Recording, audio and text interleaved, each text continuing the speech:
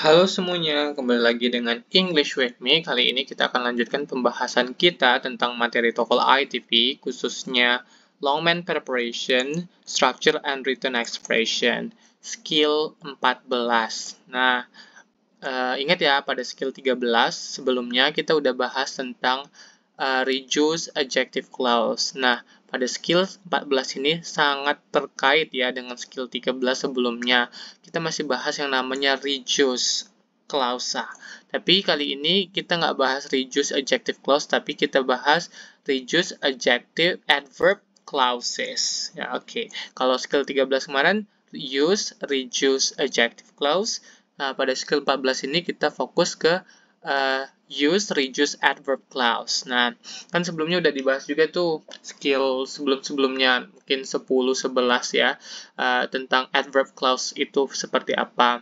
Nah, kalau mungkin udah lupa, bisa lihat lagi di skill sebelumnya terkait adverb clause. Oke, langsung saja kita bahas skill 19 ini. Kita lihat ke slide berikutnya. Nah, biar lebih paham, kita lihat contohnya ya, bagaimana apa yang dimaksud dari atau contoh dari reduce adverb clause itu. Nah, ini adalah salah satu contoh konektor yang ada pada adverb clause, yaitu although. Kita baca dulu kalimatnya ya. Although he is rather unwell, the speaker will take part in the seminar. So, di sini kita punya konektor. Although itu konektor ya, konektor dari adverb clause-nya ya. Di sini kita punya subjek, kita tandain sebagai S, dan di sini ada kata kerja bantu atau to be-nya. Nah, kita lihat di sini subjek dan kata kerja bantunya itu dicoret. Kenapa dicoret? Ya, karena mereka di-reduce atau dikurangin. Jadi bisa kalimatnya jadi seperti ini. Although rather unwell, the speaker will take part in the seminar. Ya, jadi bisa seperti itu. Namanya kenapa? Kenapa seperti itu? Karena di-reduce atau dikurangi.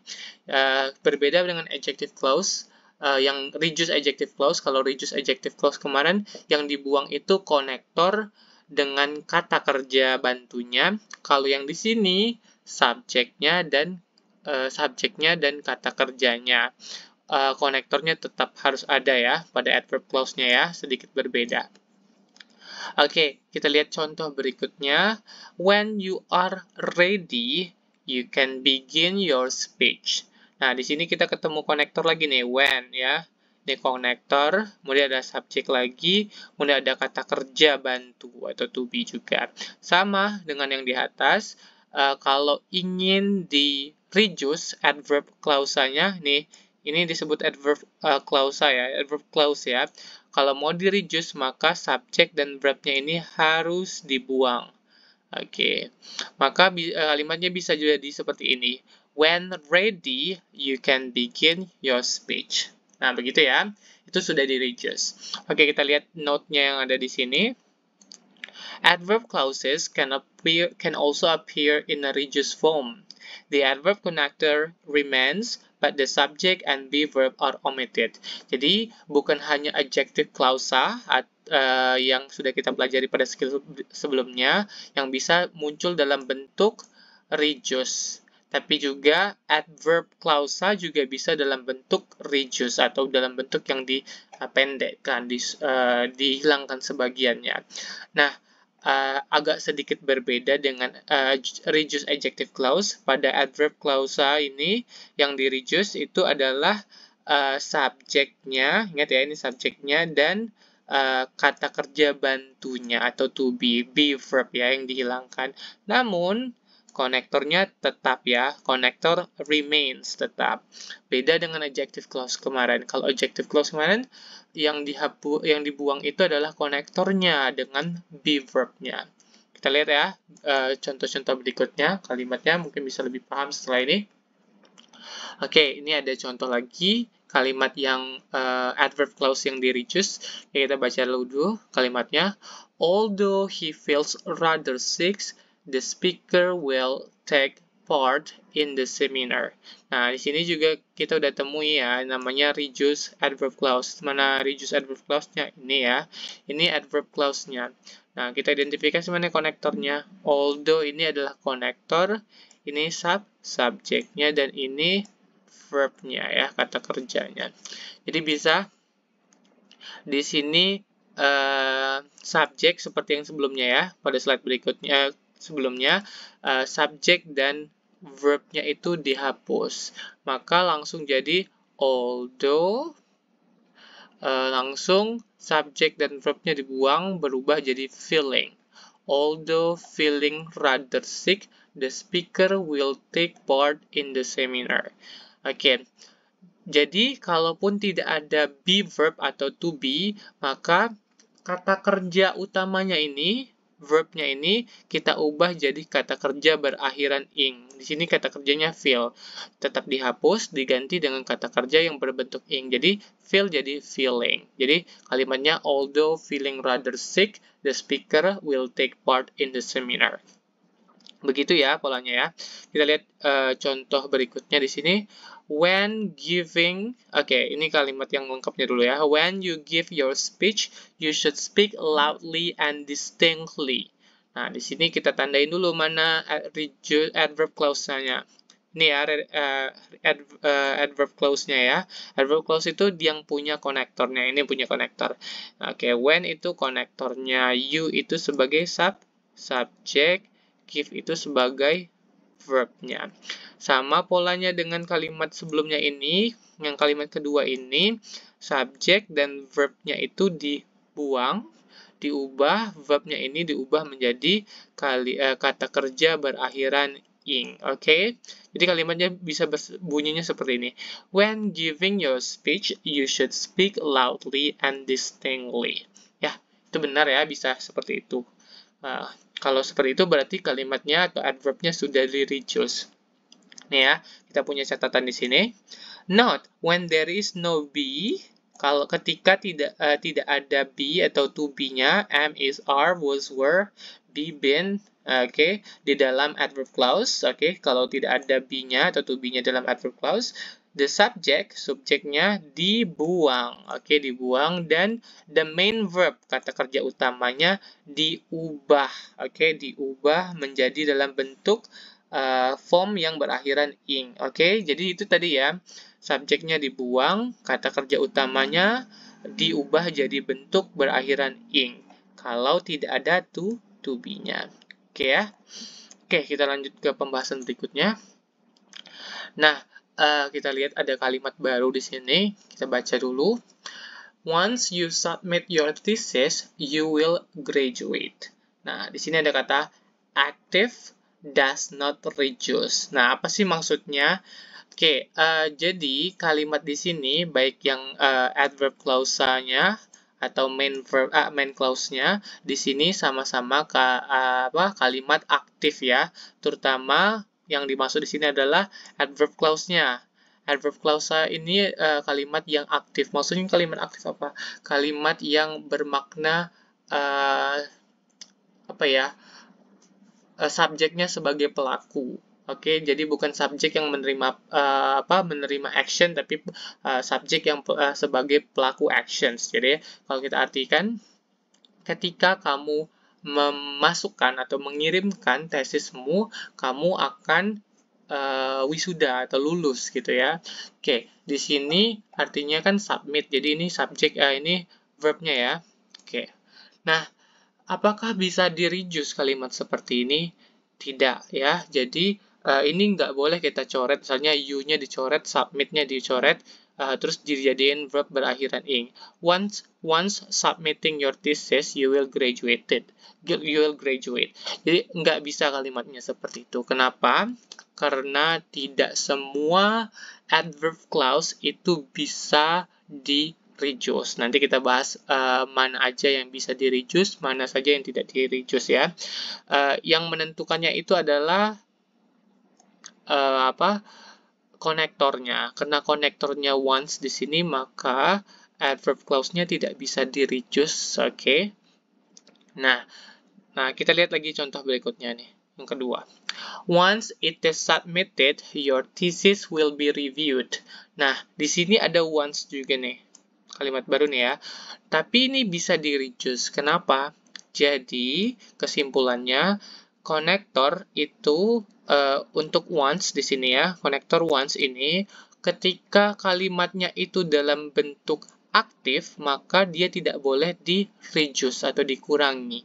Tapi ketika dia dalam bentuk pasif, nih, ini kan kalimat pasif nih, it is submitted.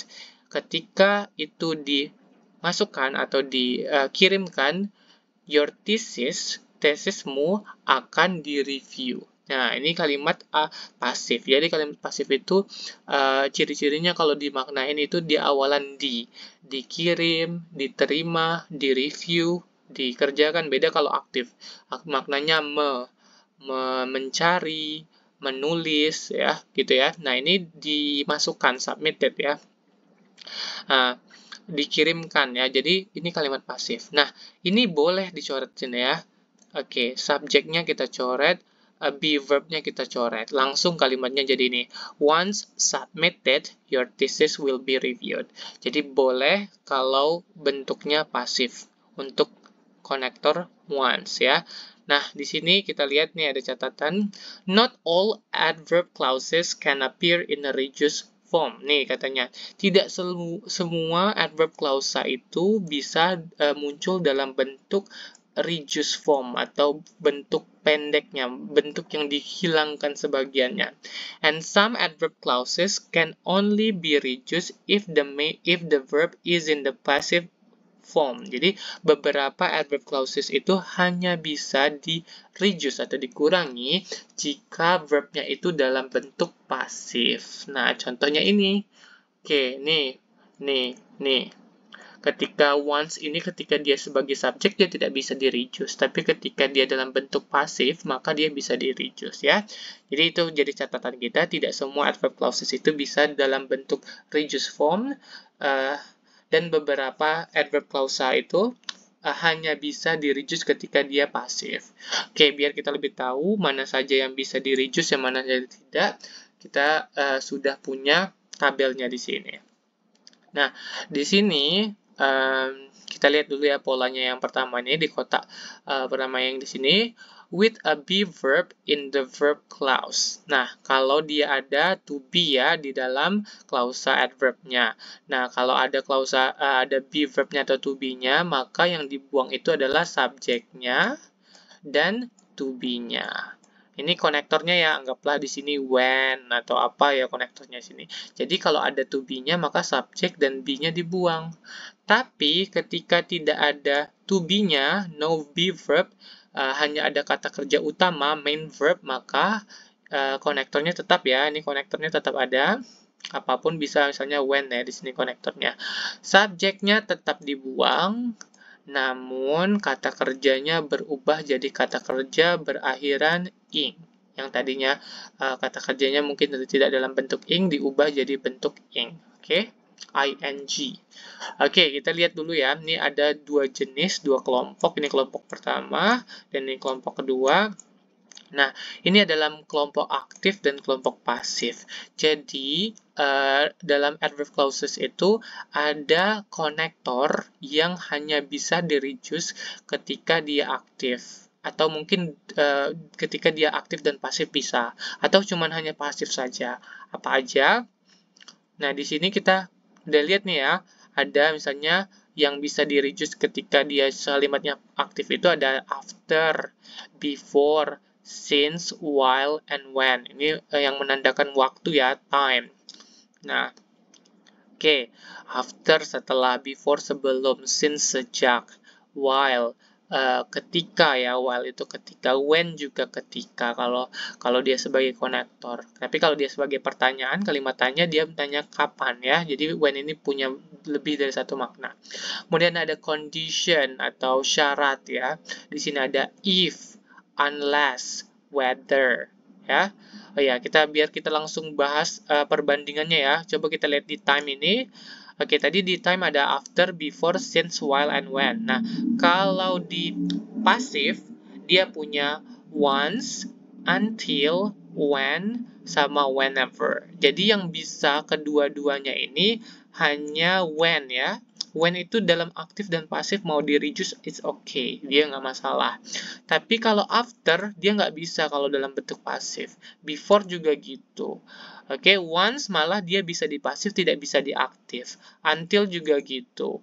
Whenever hanya bentuk pasif. Sedangkan since dan while hanya bisa di dalam bentuk aktif. Oke, kita lihat condition ya, atau syarat. If, unless, whether. Nah, di sini if, jika, unless, jika tidak, whether, apakah di sini ya, apakah. Nah, untuk condition ini sama ya, nggak masalah. Ya, di pasif juga tetap if, unless, whether. Jadi, baik if, unless, ataupun whether bisa diubah walaupun kalimatnya itu mau dalam bentuk subjeknya ya, kalimatnya itu aktif ataupun pasif.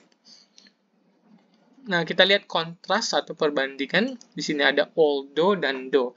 Nah, although di sini artinya walaupun, though juga walaupun. Dia sama ya, aktif dan pasif bisa sama-sama bisa di reduce.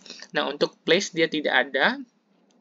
Dan place itu untuk di pasif ada dua ya, where, di mana, wherever, dimanapun ya. Untuk manner, untuk aktifnya tidak ada. As-nya ada ya, di sini as untuk pasif. Oke, kita punya catatan dikit di sini. To reduce an adverb clause, omit the subject and the be verb from the adverb clause. Jadi untuk mengurangi adverb clause atau menghilangkan sebagian adverb clause-nya, maka hilangkanlah subjeknya dan to be-nya. If there is no be verb, kalau nggak ada to be-nya, then omit the subject and change the verb into the ing form. Jadi kalau nggak ada be verb-nya atau to be-nya, maka ubahlah subjek dan kata kerjanya itu menjadi kata kerja berakhiran ing. Oke? Kita lihat dulu ya ke latihan ya, biar lebih sebelum ke latihan kita lihat dulu contoh soal yang mungkin saja bisa muncul, bagaimana bentuknya ya, kira-kira kalau dia dalam bentuk TOEFL test. Nah, ini kira-kira ya. Kita punya contoh di sini. When you are free to leave. Nah, kita di sini harus melengkapi kalimat ini dengan jawaban yang ada disediakan di sini ya. Pilih yang paling tepat. Nah, di sini kita sudah punya when. When ini kemungkinan dia sebagai konektor ya. Ya, konektor, dan ini adalah kemungkinan besar ini adalah adverb clause atau klausa adverb ya. Nah, kalau udah ada konektor harusnya ada subjek, kita dulu udah belajar ya, ada subjek dan verb kan. Oke, kita cari mana yang ada subjek dan verb. Kita butuh subjek verb berarti kan. Kalau yang ini udah lengkap ya, udah punya kalimat yang main verbnya, kalimat utamanya atau indo kalimatnya sudah lengkap ya, ada subjek dan verb. Nah, untuk yang ini belum lengkap, kita harus melengkapi kalimatnya dengan subjek dan verb. Kita cari dulu di pilihan jawaban A, B, C, D. Mana yang punya subjek dan verb. Oke, the finished report. Nah, the finished report ini adalah tidak ada verb-nya ya. Jadi jangan salah, finish ini dia bukan verb ya. Dia di sini fungsinya sebagai kata sifat, yang berarti laporan yang terselesaikan. Belum ada kata kerjanya di sini. Ini masih dengan disebut noun phrase atau frasa kata benda ya, kumpulan kata benda. Oke, jadi di sini hanya ada subjek, tidak ada verb-nya. Kita butuh subjek dan verb. Di sini kita lihat yang B, finish with the report. Nah, di sini finish-nya bisa sebagai verb ya, tapi tidak ada subjeknya di sini. Oke, nah kita tahan dulu ya yang B ya. Oke, yang A tadi, oke salah, I was wrong, sorry. Yang A tadi udah jelas ya, salah, kita tandain aja, silang ya. Oke. Oke, yang kita langsung ke C dulu. The report ini sama yang A ya, hanya bisa dia hanya ada kata benda atau noun phrase ya, frasa kata benda. Dia tidak ada kata kerjanya. Kita butuh subjek dan verb. Sedangkan ini hanya ada subjek ya, tidak bisa. Jadi ini kalimat yang salah. Tidak bisa ya melengkapi kalimat yang rupang di atas. Oke, di sini hanya ada kata kerja be verb ya, verb ya. Oke, di sini oke. Nah, yang B sama D ini sama ya, dia punya verb ya. Dia punya verb, ini punya verb. Nah, kalau kita ingat ya, pembahasan kita ini adalah reduce adverb clause ya. Jadi klausa adverb yang dikurangi. Jadi karena semuanya yang kita cari itu tidak ketemu subjek dan verb, kemungkinan di pilihan jawaban ini, maka kalimat ini adalah bentuk kalimat adverb klausa yang sudah di-reduce. Yang sudah di-reduce artinya subjeknya itu sudah dihilangkan. Oke, sekarang kita tinggal pilih mana yang kira-kira cocok. Kalau dia dalam bentuk reduce, maka yang paling tepat adalah B ya. Kenapa B? Karena di sini dia dalam bentuk kata kerja bentuk ketiga. Verbnya itu diubah menjadi verb berakhiran ed. Kalau dia itu sebagai pasif ya. Kalau dia bermakna aktif tadi harus berakhiran ing. Nah, ini yang paling tepat. Yang D kenapa salah? Yang D, kalaupun dia di-reduce, maka B-nya ini harus hilang. Sedangkan ini masih ada B. Berarti salah ya. Nah, kita lihat bentuk kalimat awalnya itu seperti apa. Nah, ini ya, kita sudah ada contohnya di sini. When you are finished with the report, you are free to leave. Jadi, aslinya kalimatnya itu seperti ini. Tapi, karena dia sudah di-reduce, you-nya sudah dibuang, be verb-nya sudah dibuang. Jadi, kalimatnya bisa langsung, when finished with the report, you are free to leave. Jadi, pas ya ini, when finished with the report, you are free to leave. Nah, dia kenapa tidak dalam bentuk ing? Karena dia kalimat pasif. Kalau pasif, dia diubah dalam bentuk kata kerja bentuk 3, oke? Atau past participle. Kita langsung bahas ke latihan soal saja, biar segera paham ya, lebih paham lagi. Ya, seperti biasa di sini kita diminta untuk menandai yang mana konektornya, maksudnya adverb konektornya atau kata sambung adverbnya, dan menggarisbawahi kalimat yang di reduce, klausa yang sudah di reduce, dan menandakan kalau itu kalimat benar dengan dengan huruf C dan kalau salah I, oke? Oke, kita lihat number 1. If not completely satisfied, you can return the product to the manufacturer. Sini kita punya konektor ya. Konektor. Nah, di sini ada konektor. Oh ya, konektornya di circle ya. Dia minta di circle. Dan ada underline untuk reduce clauses ya. Oke. Nah, ini untuk klausa yang sudah dipotong atau dipendekkan, maka itu di garis bawah. Dia minta underline tadi ya.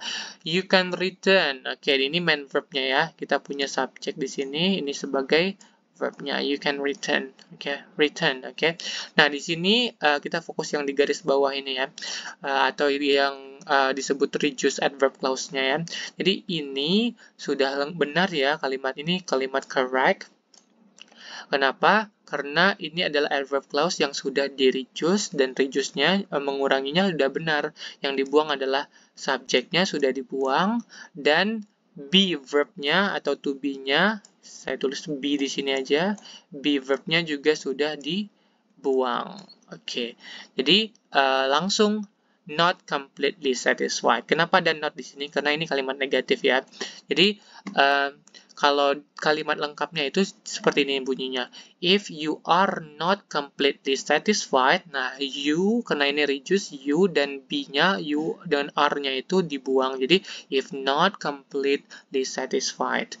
Jika tidak sepenuhnya puas, you can return the product to the manufacturer. Kamu boleh balikin produknya ke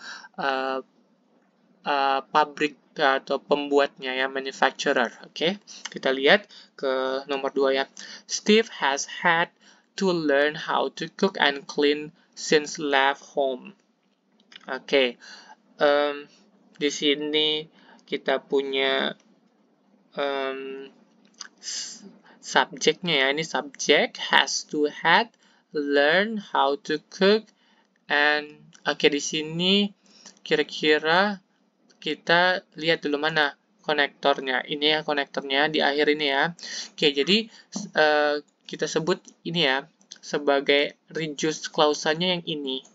Oke, reduce klausanya yang ini. Yang ini Steve, ini subjek, dan has to had has had to learn ini sebagai verb ya. Dia sebagai ini disebut main adjective main clause atau klausa induknya ya. Atau induk kalimatnya. Di sini ada klausa yang sudah reduced. Nah, apakah ini sudah benar? Nah, kita lihat tadi di sini since itu since itu hanya bisa diaktif. Kita punya since di sini. Tapi untuk pasif, since itu tidak bisa. Nggak bisa kan pasif? Nah, di sini kita lihat ada since. Dan di sini adalah kata kerja bentuk ketiga. Left ini kata kerja bentuk ketiga. Jadi, ini salah ya, incorrect. Kenapa? Karena since itu tidak boleh diikuti dengan verb 3 untuk dalam bentuk reduce ya, dalam bentuk reduce-nya. Dia harusnya jadinya living. Living. Dia harus dalam bentuk ing harusnya. Secara makna juga dia salah kalau left. Since left home, sejak ditinggalkan rumah. Nggak mungkin ya. Tapi sejak meninggalkan rumah. Yang lebih tepat living, not left home. Kita lihat number 3. The ointment can be applied where needed. Nah, kita punya di sini jelas ya konektornya ini ya. Nah, dan garisi mana klausa yang sudah di-reduce? Nah, ini ya klausa. Sedangkan yang ini, the ointment, ini adalah sebagai subjek, can be applied, ini sebagai verb dari kata kerja utamanya. Main subject, main clause atau induk kalimat. Salah-salah ya. Di sini ada where ya, where. Where di sini kita ini sebagai konektor tadi. Nah, where apakah bisa? Ini kita punya needed, berarti ini bentuk ketiga, kata kerja bentuk ketiga. Apakah where bisa dalam bentuk past? Maksudnya dalam bentuk pasif ya, kita lihat ya. Mana where? Location. Ya, betul ya, where hanya bisa dalam pasif, dan kalimatnya tadi malah diaktif tidak bisa ya. Dan kalimatnya ini pasif ya. Bab 3. Jadi artinya the ointment atau salep can be applied, bisa digunakan atau diaplikasikan where needed, di mana yang dibutuhkan atau dibutuhkan, di mana dibutuhkan. Jadi di ya, kalau kalimat pasif itu bermakna di. Ini benar ya, correct sentence. Let's take a look at number 4 now. Tom began to look for a job after completing his master's degree in engineering. Nah, kita punya di sini subjek, subjek, and then began, ini sebagai verb utamanya. Nah, kita belum nandain mana konektornya, ini konektor ya, dilingkarin. Nah, jadi sekarang mana reduce clauses-nya? Nih, kita garis bawahin reduce clauses-nya ya. Nih, sampai sini. Reduce clauses-nya. Nah, di sini, sedangkan Tom began to look for a job, ini adalah kata kerja, maksudnya main clause ya, atau induk kalimatnya. Ini anak kalimatnya, ya, yang ada konektornya ini. Nah, after completing. Nah, kita lihat dulu kalau lupa nih. After itu boleh nggak diikuti kalimat aktif. Nah, betul ya, ini after aktif ya. Malah after tidak boleh di pasif. Kita lihat kalimatnya. Nih. Jadi langsung diikuti verb berakhiran ing. Kalau berakhiran ing menandakan ini aktif. Kalimat aktif ya. Jadi ini benar ya kalimatnya ya. Subjek dan verbnya sebenarnya ada subjek di sini. Subjeknya apa? He dong, karena di sini Tom ya. Kalau kita masukin di sini mungkin he dengan completed, mungkin completed ya karena udah lampau, atau after he had completed. Maybe that was the kalimat yang lengkapnya ya. Tapi he dan kata kerja bantunya itu dibuang ya. Jadi tinggal kata kerja utamanya diubah jadi bentuk ing ya. Jadi ini kalimat benar, correct sentence. Number 5, although not selecting for the team, he attend all of, ini of ya, all of the games as a fan. Oke, di sini kita punya Ned. Ned ini mungkin maksudnya nama orang ya. Oke, although Ned ini harusnya ini nama orang nih. Selected. Jadi mana konektornya dulu? Kita identifikasi dulu mana konektornya. Nih, konektornya. Nah, terus mana klausa yang sudah di-reduce nih. Nah, sedangkan yang ini adalah klausa utamanya atau induk kalimatnya. Ini subject verb-nya ya. Nah, di sini harusnya oh, ini bukan nama orang. Ini salah ya. Ini harusnya not ini. Ya, ini bukan nama orang ya, tapi ini not sebenarnya. Oke, bentuk negatifnya ya. Oke, although not selected for the team, he attends all of the games as a fan. Gitu ya. Oke, nah di sini kita lihat apakah konektor although ini bisa untuk kata kerja aktifnya ya, selecting ini aktif ya. Kita lihat ya. Ya, bisa ya. Di sini kalau although itu bisa untuk aktif dan bisa juga untuk pasif. Kontras bisa semua. Oke, berarti benar ya. Ini bisa menjadi kata kerja aktifnya ya. Tapi kalau kita lihat secara makna, dia tidak nyambung ya. Walaupun bisa secara aktif, tapi although bisa digunakan untuk kalimat aktif, tapi secara makna nggak nyambung. Di sini he ya, he ini orang, merujuk dengan orang, laki-laki ya. Jadi, although walaupun tidak memilih untuk tim, nah lebih nyambung lagi dia menjadi kalimat aktif, jadi selected. Dia jadinya selected. Oke ya, jadi bunyinya jadi seperti ini. Kalau selected. Oke, kita tulis di sini selected. Oke, misalnya although walaupun tidak terpilih atau tidak dipilih untuk tim, dia menghadiri seluruh permainan sebagai fans atau penggemar ya. Jadi yang lebih tepat tuh selected, not selecting ya. Walaupun selecting itu bisa untuk although, tapi secara makna lebih nyambung ini kalimat pasif. Jadi ini incorrect, harusnya selected, not selecting. Okay, let's take a look at number 6 here. When purchased at this store, the buyer gets a guarantee on all item. Oke, di sini sebagai when ini sebagai konektornya. Dan di sini kita punya verbnya ya, verb yang sudah di-reduce nampaknya ini. The buyer di sini sebagai subjek dari main clause-nya atau induk kalimatnya. Di sini ada verb-nya. Nah, tadi diminta digarisbawahi mana reduce sentence-nya, reduce clause-nya ya. Ini yang panjang ini adalah reduce clause atau klausa yang sudah di-reduce. Tapi di sini ada yang janggal, ada yang aneh nih. Di sini ada kata the buyer. Buyer itulah pembeli. Pembeli itu berarti customer ya, orang ya. Nah, di sini kalau kalimatnya orang, berarti orang itu biasanya membeli kan, bukan dibeli kan.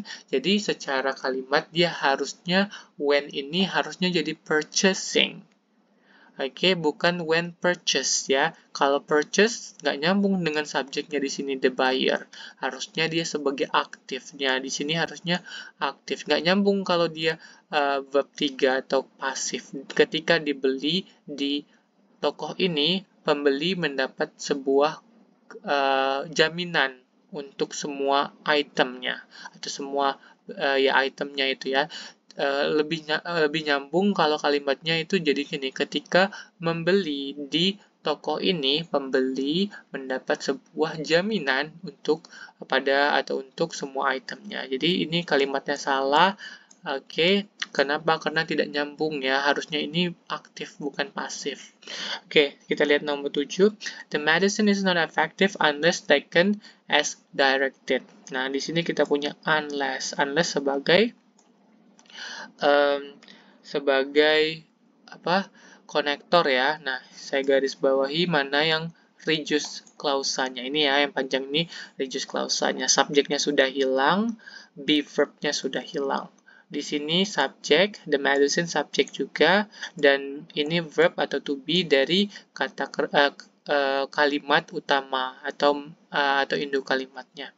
Di sini udah benar ya, unless taken as directed. Nah, unless ini boleh diikuti dalam bentuk, ini taken-nya verb ketiga ya, berarti ini kalimat pasif. Dan dia boleh diikuti verb ketiga ya. Atau kalimat pasif, unless itu bisa dipakai kalimat pasif ya. Jadi kalau diartiin juga nyambung nih, obat tidak efektif jika tidak diminum atau jika tidak diminum seperti yang diperintahkan, directed. Oke, this one is correct ya.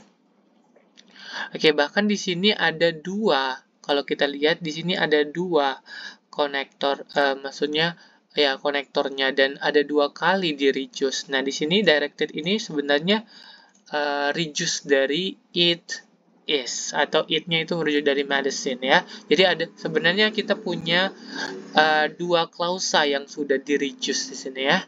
Oke, S juga bisa untuk pasif ya, directed, diperintahkan ya. Oke, number 8.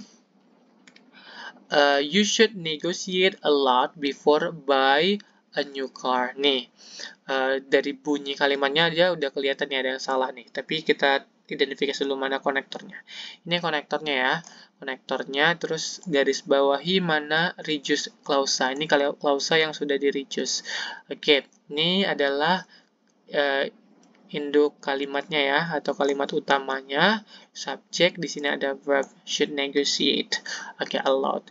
Before, nah harusnya setelah before ini harus dalam bentuk ing ya, buying. Dia harus ditambahin ing dalam bentuk ing.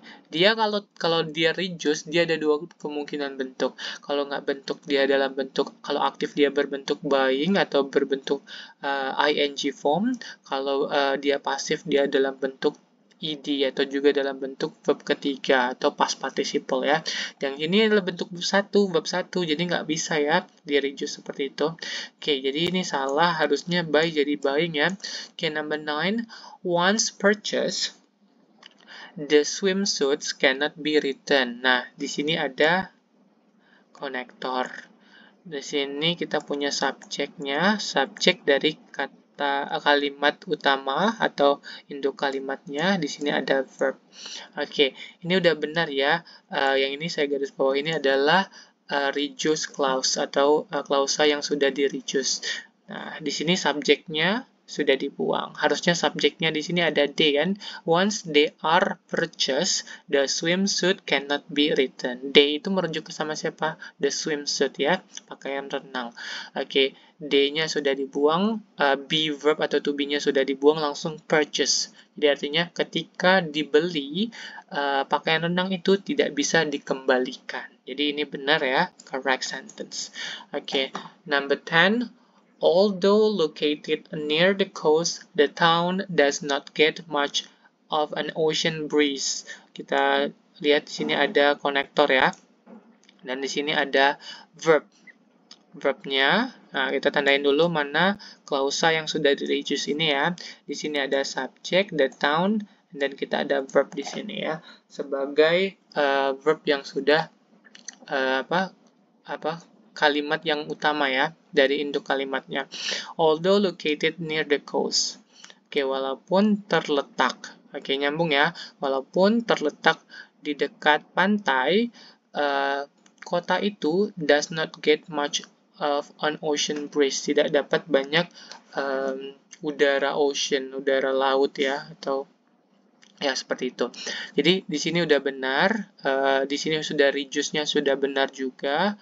Dia sudah dalam bentuk pasif ya. Kalau nggak dalam pasif, dalam bentuk ing. Ini dalam bentuk pasif ya, terletak. Karena maknanya juga terletak. Jadi this sentence is correct.